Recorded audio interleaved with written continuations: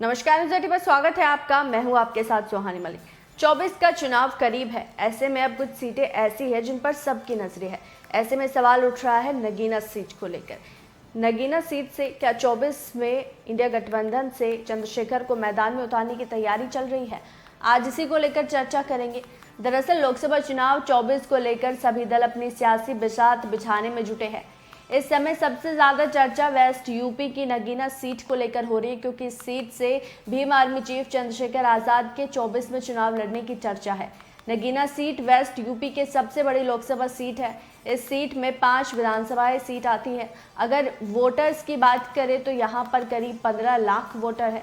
Nagina seat पर 3 लोकसभा चुनाव हुए और हर बार यहाँ से अलग अलग पार्टी के सांसद रहे हैं। सपा, बीजेपी और बसपा का एक एक बार यहाँ सांसद रहा। 2024 का लोकसभा चुनाव चंद्रशेखर आजाद के आ जाने में काफी रोचक होने वाला है। उत्तर प्रदेश की 17 आरक्षित लोकसभा सीटों में से एक है नगीना सीट। नगीना लोकसभा सीट पहले बिजनौर में आती थी। 2009 के लोकसभा चुनाव में इसको अलग करके नई लोकसभा सीट बना दिया गया।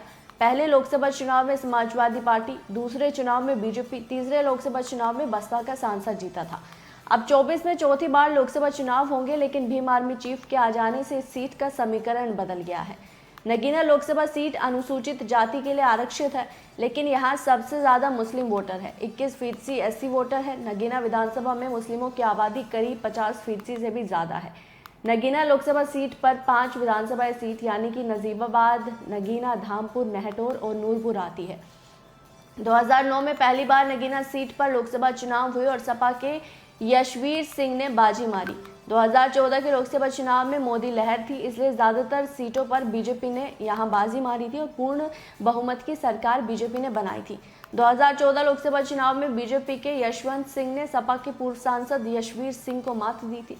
2019 में बसपा के गिरीश चंद ने बीजेपी के यशवंत सिंह को हराकर जीत हासिल की थी। और अब 24 का चुनाव है, जो बेहद अहम है, क्योंकि यहाँ से गठबंधन, इंडिया गठबंधन ने चंद्रशेखर आजाद को मैदान में उतारने की पूरी तैयारी कर ली है। अगर यहाँ चंद्रशेखर आजाद चुनाव लड़ते हैं तो इस सीट का पूरी तरीके से जो समीकरण है वो बदल जाएगा। अब देखना होगा कि इस पर क्या चौथी बार भी अलग जो एक चंद्रशेखर आजाद यहाँ जीत हासिल करेंगे या फिर नहीं, ये देखने वाली बात होगी। लेकिन इस रिपोर्ट पर आपकी क्या राय है, आपको क्या लगता है, वो ज़रूर कमेंट बॉक्स में हमें बताएगा। फिलहाल मेरे साथ इतना ही, मुझे दीजिए इजाज़त। नमस्कार।